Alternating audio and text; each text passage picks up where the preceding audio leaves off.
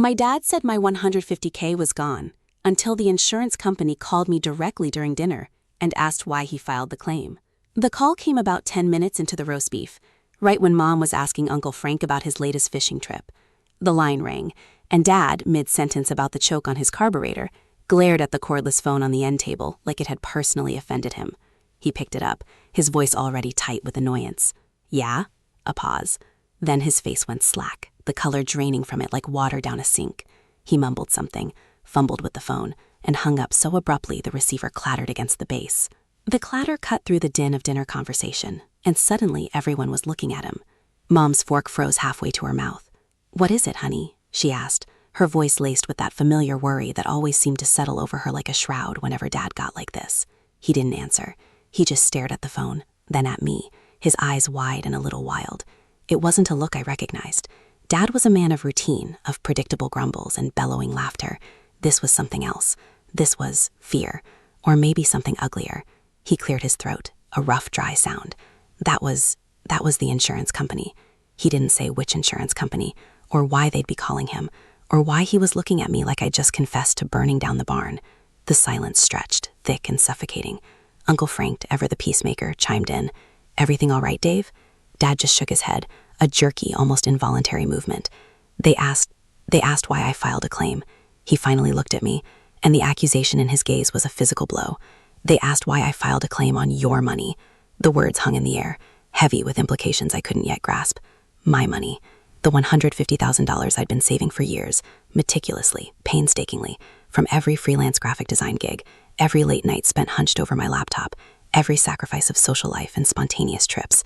It was my nest egg, my ticket to independence, my down payment on a small house out near the lake, a place where I could finally breathe without the constant hum of my parents' anxieties and my father's towering expectations.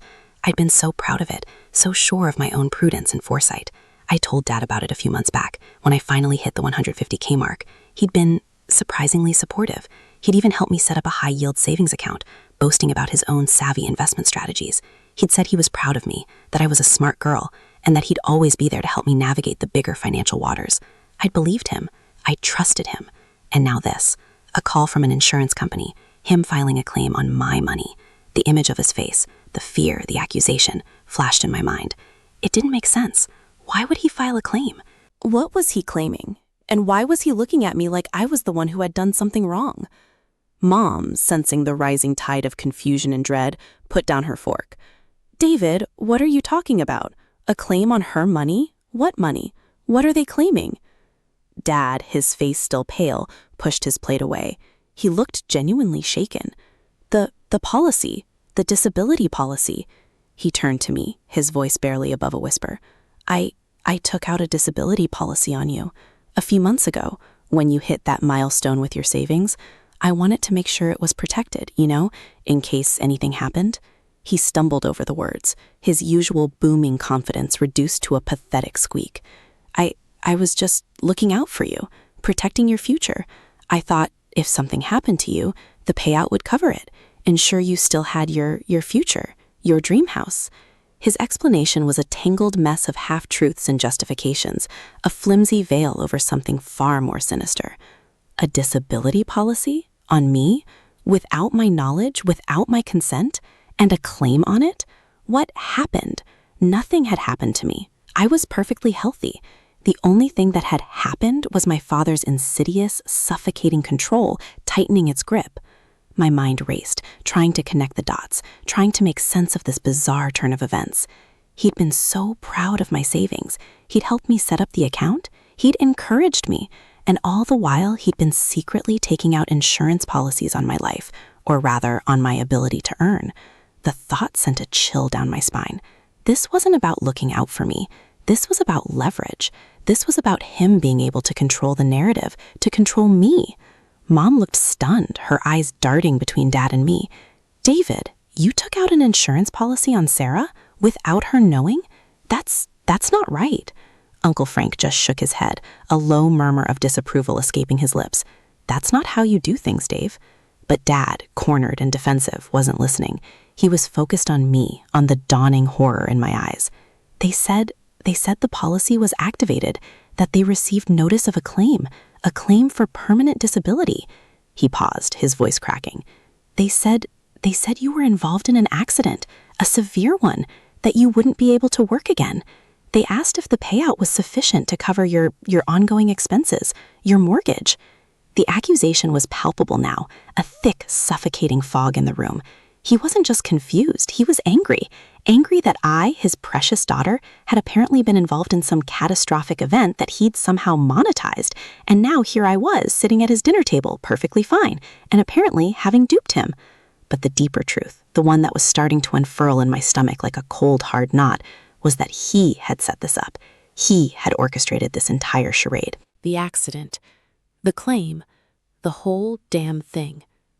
I remembered him talking about risk management a few months ago, right around the time I told him about my savings. He'd waxed poetic about protecting assets, about ensuring financial security in the face of unforeseen circumstances. At the time, I dismissed it as his usual blustering, his tendency to overcomplicate things. Now it all clicked into place, a horrifying, perfectly terrible mosaic. He'd seen my independence as a threat. My financial security, earned through my own sweat and tears, was a direct challenge to his patriarchal control. He couldn't bear the thought of me having a life, a future that didn't involve him. And so, he'd found a way to weaponize my own success against me. He'd fabricated an accident, filed a fraudulent claim, and then, in his twisted logic, expected me to play along, to be incapacitated, to be dependent. He'd wanted to cash in on my supposed misfortune, to use my insurance money to, what? Bail himself out of some financial mess? Fund another one of his harebrained schemes? The sheer audacity of it was staggering. My $150,000, my hard-earned freedom, had become the grist for his manipulative mill. I finally found my voice, and it felt like shards of glass in my throat. An accident? Dad, I haven't been in any accident. I'm fine. I'm right here. My voice was trembling, but there was a new steel in it, a nascent anger that was slowly, surely burning away the confusion. His eyes narrowed, the wildness replaced by a flicker of something sharp and calculating. He hadn't expected me to deny it. He'd probably figured I'd be too shaken, too overwhelmed to even process the absurdity of it all. He'd likely planned for me to be docile, compliant, a victim he could parade around while reaping the financial rewards. "Don't be ridiculous, Sarah," he scoffed, his voice regaining some of his old bluster, though it was still laced with a nervous edge. "The insurance company clearly has information. They wouldn't call out of the blue like this. They said you were involved in a major car crash last week. You've been in the hospital, in a coma." He gestured vaguely, as if the details were fuzzy to him too, a convenient vagueness.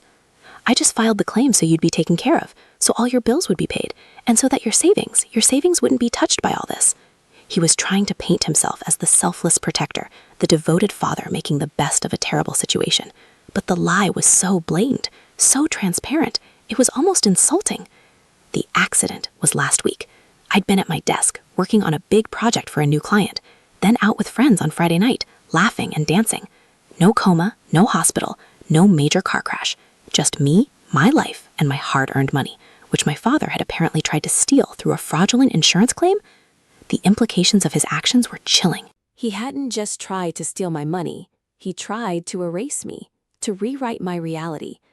He'd manufactured a tragedy to gain control, to ensure I remained tethered to him, dependent on his generosity.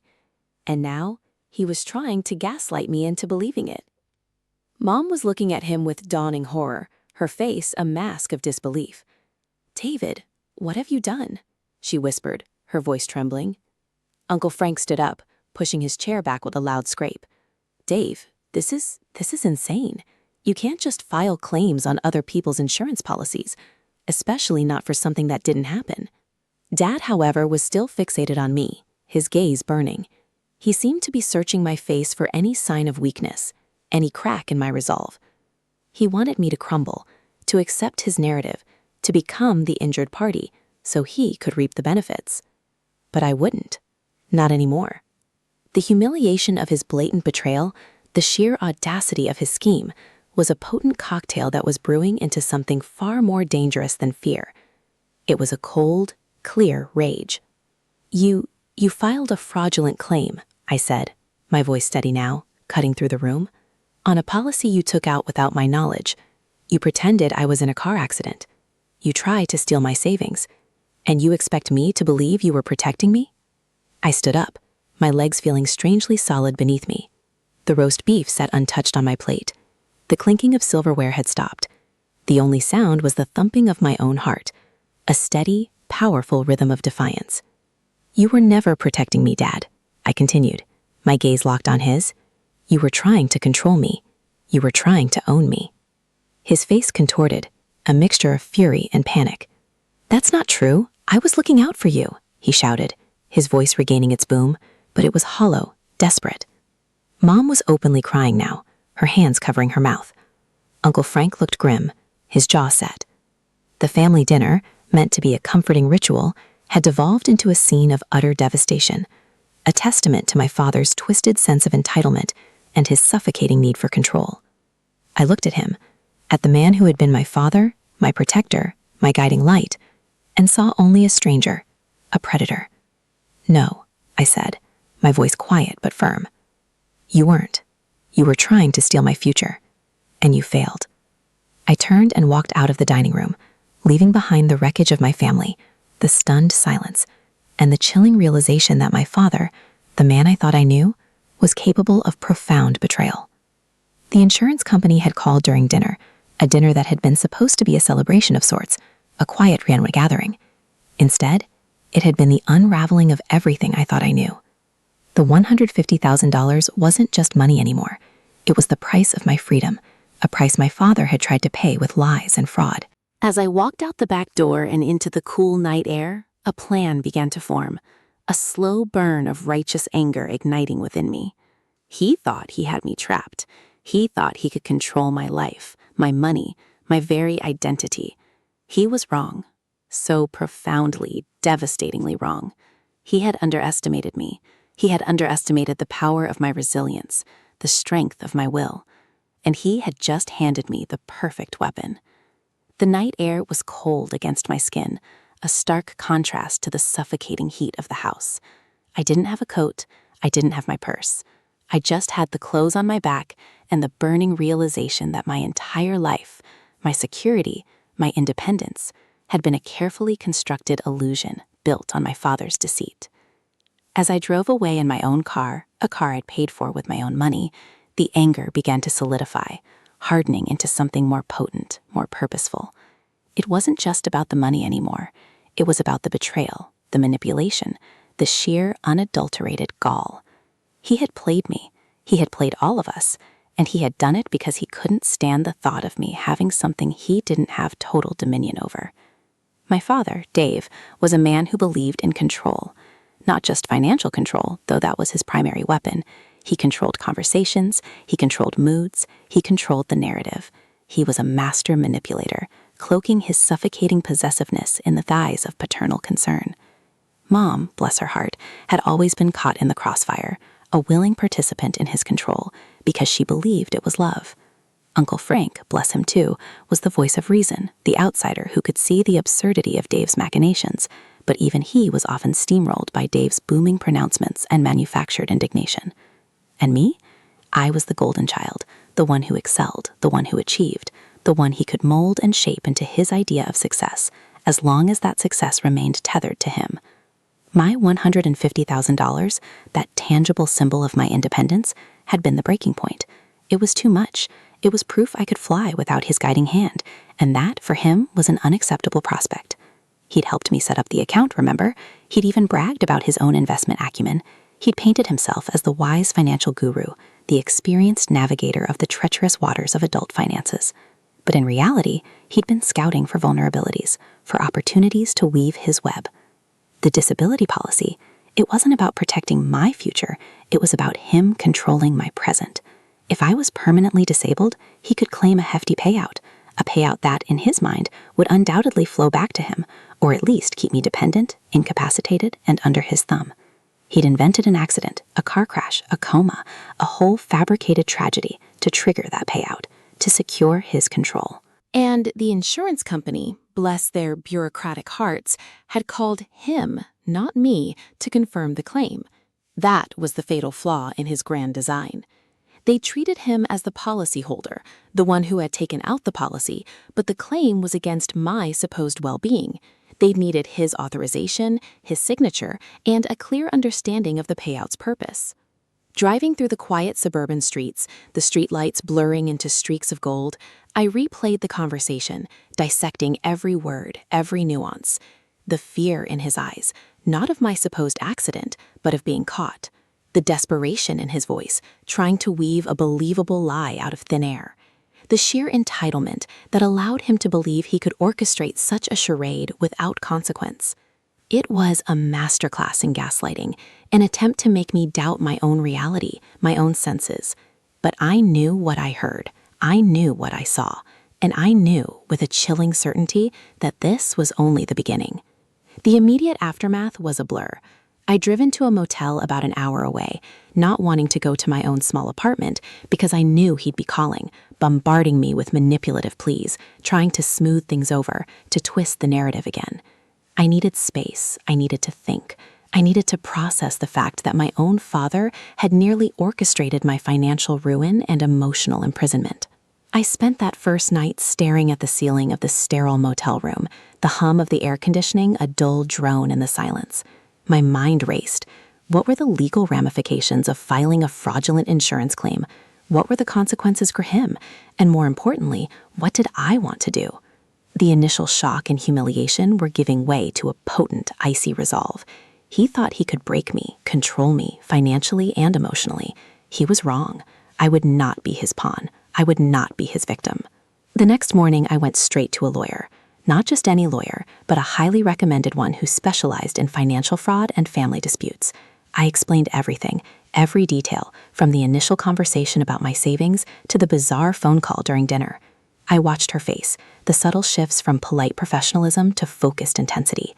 She listened, asked probing questions, and at one point actually leaned back in her chair, a flicker of something akin to admiration in her eyes.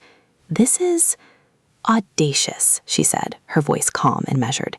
"He essentially tried to commit insurance fraud, using your name and your savings as collateral for a fake disability. He took out a policy without your knowledge, then initiated a claim for an event that never occurred." She explained the process. It would be complex.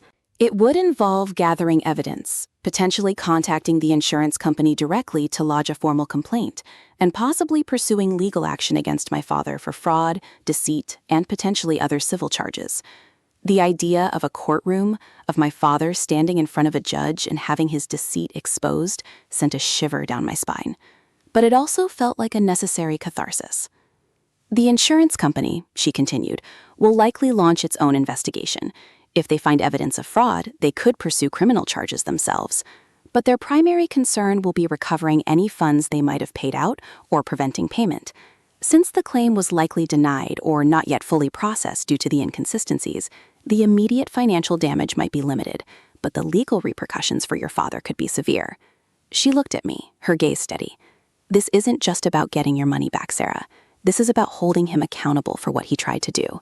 It's about protecting yourself from further manipulation." That was it. Holding him accountable.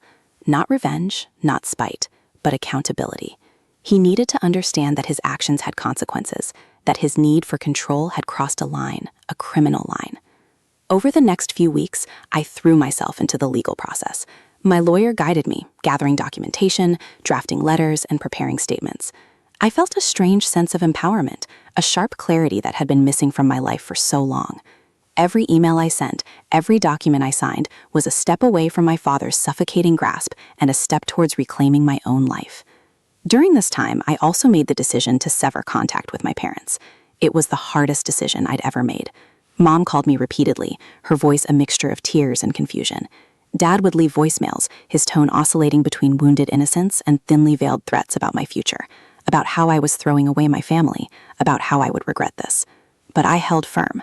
I couldn't have them in my life while they were entangled in his web of lies and control. I needed to protect myself, and that meant creating distance. My lawyer advised me to keep quiet about the legal proceedings, to let the insurance company and the legal system do their work. She believed that any direct confrontation with my father before the legal wheels were fully in motion would only give him ammunition, allowing him to spin the narrative further, to further gaslight me or manipulate my mother. So I went silent, a calculated, deliberate silence. The silence was deafening, and I knew it would be for them too, especially for my mother. She would be caught between her husband and her daughter, forced to confront the reality of his actions. I imagined the arguments, the tears, the confusion that must have been swirling within the walls of their home.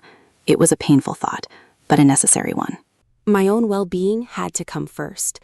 Then, about 2 months after that fateful dinner, a new development emerged. My lawyer called me, her voice tinged with surprise. "Sarah, I've just received notification from the insurance company. They've completed their preliminary investigation. It seems your father didn't just take out a policy on you for disability. He also took out a life insurance policy, a substantial one." My blood ran cold. A life insurance policy? On me? Without my knowledge? It was a chilling escalation. The disability policy was about controlling my future if I was alive but incapacitated. A life insurance policy was final. It was about cashing in on my death. "They found the documentation," she continued. "He listed himself as the sole beneficiary. He essentially tried to capitalize on your entire existence, Sarah. The disability claim was just the first step in what appears to have been a broader scheme to financially exploit you, possibly even to the extreme. They are now treating this much more seriously, and they are cooperating fully with law enforcement." Law enforcement. The words sent a jolt through me. This wasn't just a civil matter anymore. This was potentially criminal. My father had not only attempted to defraud an insurance company, he had seemingly plotted to profit from my death. The thought was so horrific, so alien, that for a moment I couldn't process it. This was my father, the man who had tucked me into bed, who had taught me to ride a bike, who had always been there, or so I had believed. The insurance company's discovery of the life insurance policy was the turning point. It shifted the entire dynamic from a family dispute to a serious legal case. My father's attempts at manipulation, his gaslighting, his control, it all paled in comparison to the gravity of this new revelation. He hadn't just tried to control my finances, he had apparently been willing to erase me entirely to do it.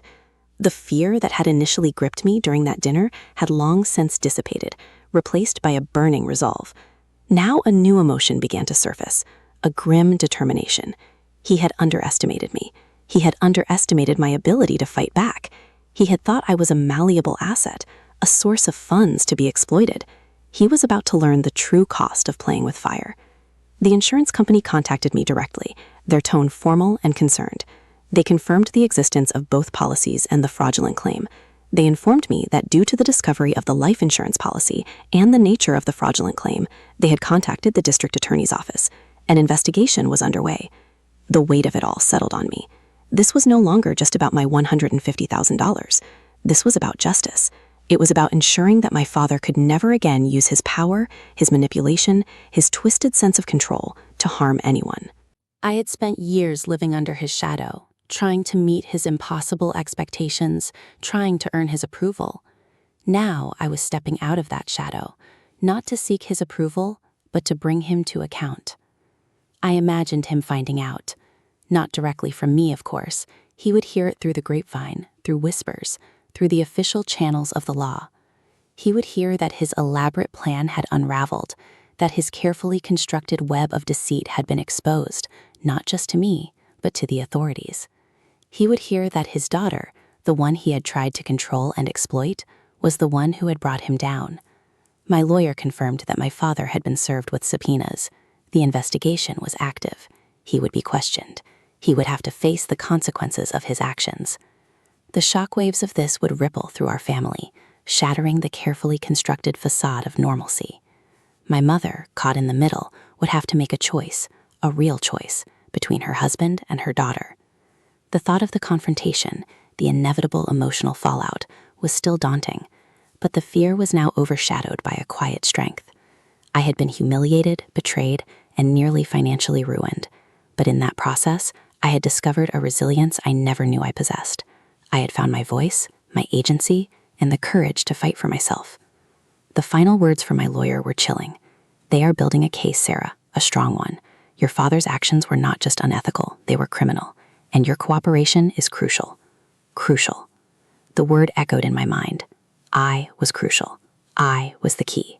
I, Sarah, the daughter he had tried to control, the daughter he had tried to exploit, the daughter he had apparently tried to kill for profit, was now the architect of his downfall.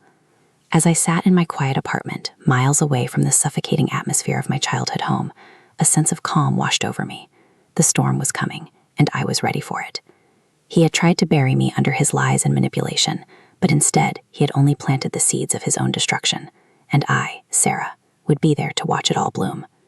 The silence that had enveloped our family was about to be shattered, not by his booming voice or my mother's pleas, but by the cold, hard pronouncements of the law.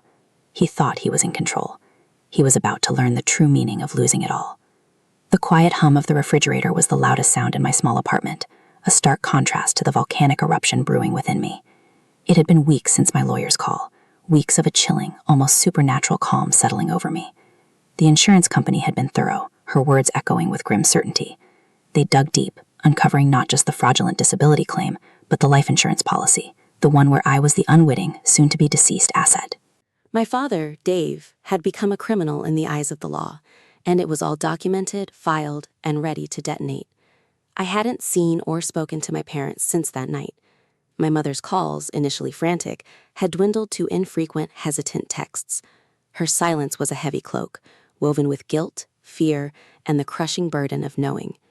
Dad's messages had stopped entirely. I imagined him in his pristine, controlled world, his carefully curated life beginning to fray at the edges, the whispers about him, about his criminal dealings, seeping through the polished oak doors of his estate. The thought brought a grim satisfaction, a cold, clean feeling that replaced the burning anger. The legal process had been a strange, almost surreal journey. My lawyer, a sharp woman named Eleanor Vance, had become my anchor, her pragmatism a soothing balm to my frayed nerves.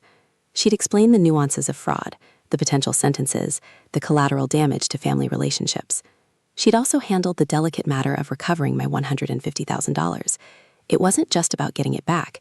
It was about demonstrating that he could no longer control it, or me, with its absence. The insurance company has frozen all assets related to the policies, Eleanor had said, her voice businesslike. They've initiated proceedings to recover any potential payout they might have incurred, though it seems this was caught very early. More importantly, they've also flagged your father for potential civil liability beyond the fraud itself. Because the life insurance was taken out without your knowledge, and the intent seems so clear, they are cooperating with the DA's office to push for the strongest charges. This isn't just about a botched scheme, Sarah. This is about him potentially profiting from your death. I pictured him in his study, surrounded by leather-bound books that likely contained more dust than wisdom, his perfectly knotted tie somehow signifying his absolute belief in his own superiority. He'd always believed he was smarter, more cunning than everyone else. He'd cultivated that image meticulously. And now, that image was about to shatter into a million irreparable pieces, all thanks to me. The turning point, the moment the power definitively shifted, wasn't a dramatic courtroom showdown or a tearful confession. It was a quiet notification from Eleanor's office, a formal order from the court. The $150,000 from my savings account, which had been temporarily frozen by the bank pending the investigation into my father's actions, was now to be released back to me, with interest, as the primary victim of his attempted fraud. More than that, the order also stipulated that any funds my father might have attempted to access through the insurance policies were to be permanently withheld and potentially used to offset any legal fees or restitution the state might impose. It was a small thing in the grand scheme of things, but it was everything. It was the tangible proof that my independence, my financial autonomy, was no longer a mirage. It was real, and it was mine. He had tried to make me a liability, a burden he needed to escape, or worse, a profitable demise. Instead, he had inadvertently gifted me the very leverage he craved.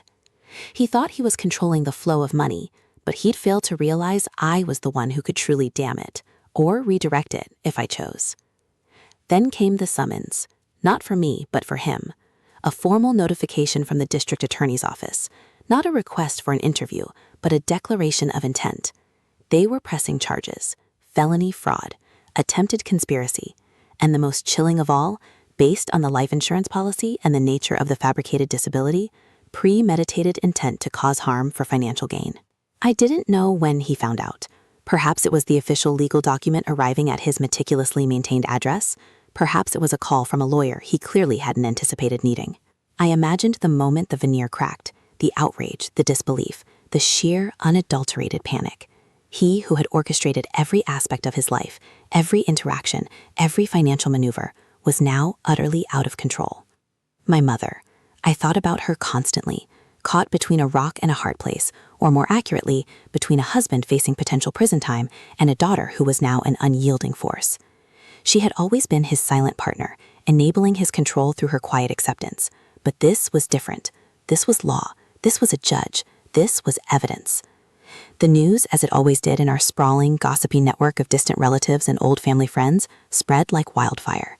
I didn't have to do anything. The silence from my end was deafening, but the noise surrounding my father was deafeningly loud. I heard whispers filtered through intermediaries. He was furious. He was distraught. He was desperately trying to spin a new narrative. But the narrative of a daughter who had been victimized, who had fought back, and who the law on her side was far more compelling than his manufactured one. The day of the preliminary hearing arrived not with a bang, but with a quiet dread that settled deep in my bones. I wasn't required to be there, but I felt an undeniable pull, a need to witness the beginning of his reckoning. I sat in the back of the courtroom, a nondescript observer in a sea of legal professionals. My father, usually so commanding, looked smaller, older, the color drained from his face. My mother was absent. I knew she wouldn't be there. She couldn't face it. She couldn't face him or me or the reality he had created. He sat alone at the defense table, his lawyer a sharp-suited stranger beside him. The prosecutor, a young woman with an air of steely resolve, laid out the case. She didn't raise her voice. She didn't need to. The facts spoke for themselves. The insurance policies, the fabricated accident, the timing, the clear beneficiary status. She presented my initial complaint to the insurance company, the one that had prompted their internal investigation. She presented the evidence of the fraud, and then she presented the life insurance policy, the one that painted a far darker picture. I watched my father's face. The bravado was gone. The entitlement had evaporated. He looked hunted. He looked like a cornered animal, his carefully constructed world crumbling around him. His lawyer attempted to interject, to frame it as a misunderstanding, a poorly executed financial decision, but the prosecutor's quiet, factual recitation of evidence was unassailable. The judge, a stern woman with no patience for obfuscation, listened intently. The hearing wasn't about a verdict, but it was a decisive moment. The judge ordered that Dave's assets be further scrutinized, that bail be set at a significant amount, and that he was to have no further contact with me, the insurance company, or any potential witnesses in the case. It was a clear message. He was no longer in control. The law was in control. After the hearing, I didn't approach him. I didn't need to. His lawyer intercepted me, her expression a mixture of professional courtesy and thinly veiled sympathy. "Miss Evans," she began, her voice low. "My client, he wishes to convey his regret. He wishes to attempt to discuss this, to reach an understanding." I met her gaze, my own steady and unyielding. "There is no understanding to be reached," I said, my voice calm, devoid of the emotion that had once defined me. "He made his choices. I am living with mine, and he will live with his." I walked out the courthouse, not into the sunshine, but into a new, stark reality. The world hadn't magically become brighter. The pain of his betrayal, the years of manipulation, wouldn't vanish overnight, but something profound had shifted. The chains of expectation, the suffocating weight of his control, had been severed. I was free. The aftermath was a slow, agonizing process for everyone involved. My father faced trial. The details were grim, the legal proceedings public and excruciating. He was ultimately convicted of fraud and sentenced. The life insurance policy, the ultimate weapon he had planned to wield, became the evidence that sealed his fate, proving intent and a disturbing willingness to exploit my very existence. He lost everything: his reputation, his freedom, his control. My mother, she chose to stay with him. It was a choice that tore our family apart, a chasm that could never be bridged. She visited him, sent him letters, tried to maintain some semblance of their life together, a life built on his foundations, now seemingly crumbling around them. She never contacted me directly again. Her silence, once a sign of her complicity, became a symbol of her ultimate choice. She chose his narrative, his world, over mine. It was a profound, soul-deep loss, a grief that lingered like a phantom limb. I didn't get my father back. I didn't get my mother back in the way I had once known her. What I got was myself. I had been stripped bare, humiliated, and nearly destroyed. But in the ruins, I had built something stronger, something that couldn't be bought or manipulated or taken away. The $150,000 sat in a separate, secure account, a constant reminder of what had been taken and what had been reclaimed. It wasn't just money. It was the symbol of my hard-won independence, the proof that I could stand on my own 2 feet, that I was no longer beholden to anyone's approval, anyone's power. I reinvested it, wisely, cautiously, building a future that was entirely my own. There were no grand celebrations, no triumphant speeches, just the quiet, profound satisfaction of a battle fought and won. I had walked into darkness and emerged into a clarity I never thought possible. The emotional toll had been immense, the journey agonizing, but the destination was liberation. The man who had tried to control my life, my finances, and even my death had inadvertently set me free. And as I looked out at the horizon, no longer shadowed by his looming presence, I knew that this was not an ending, but a beginning. A new chapter, written by me, for me, with a resilience forged in the fires of betrayal, and a quiet power that finally belonged to me alone.